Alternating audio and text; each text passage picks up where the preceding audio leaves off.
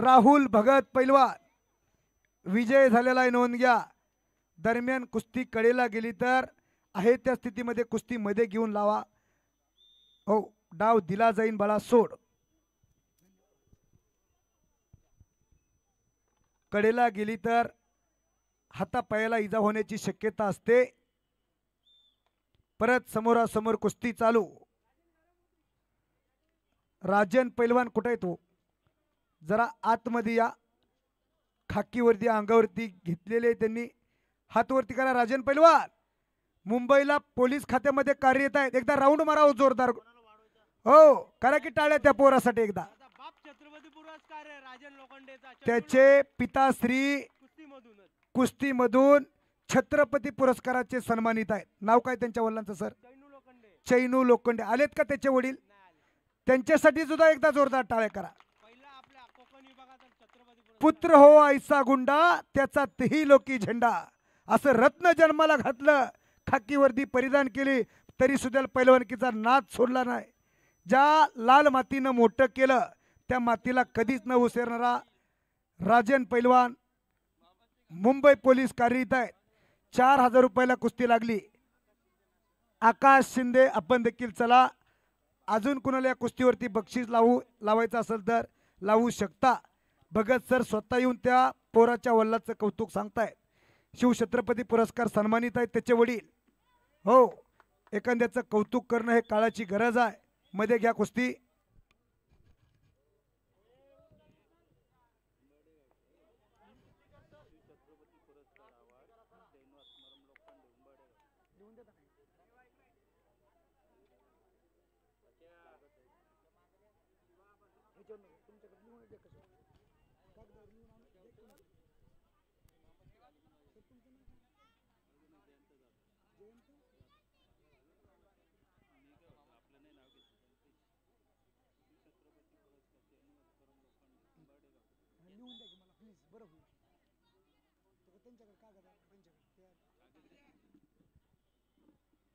कुस्ती अटॅक प्रति अटॅक झाला पाहिजे।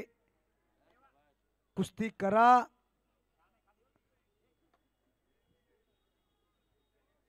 घर घर घर अशी कुस्ती चालू आहे। 1961 सालापासून महाराष्ट्र केसरी कुस्ती स्पर्धेला सुरुवात झाली। त्याच्या अगोदर व्हायचे पण महोत्सव भरायचा। 1961 ला पहिले महाराष्ट्र केसरी झाले। मुंबईच्या बिजू यादव आला असमान दाखवून। दिनकरराव धायरी पैलवान पहिले महाराष्ट्र केसरी झाले आणि उपमहाराष्ट्र केसरी बिरजू यादव। याच भागातले म्हणलं तर वावगं ठरणार नाही, बरोबर? अशी कामगिरी करणारी माणसं, अशांचा इतिहास सांगणं गरजेचं आहे। 1962 ला भगवान मोरे पैलवान महाराष्ट्र केसरी झाले। 1963 ला स्पर्धा झाली नाही।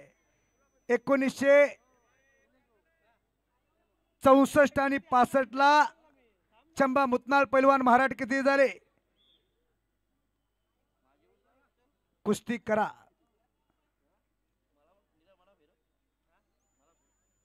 कुस्ती सुटत नाही आता, घाम आला, आटून गेला, कुस्ती करावी लागते। 1966 ला दीनानाथ सिंह पैलवान महाराष्ट्र केसरी झाले। 1967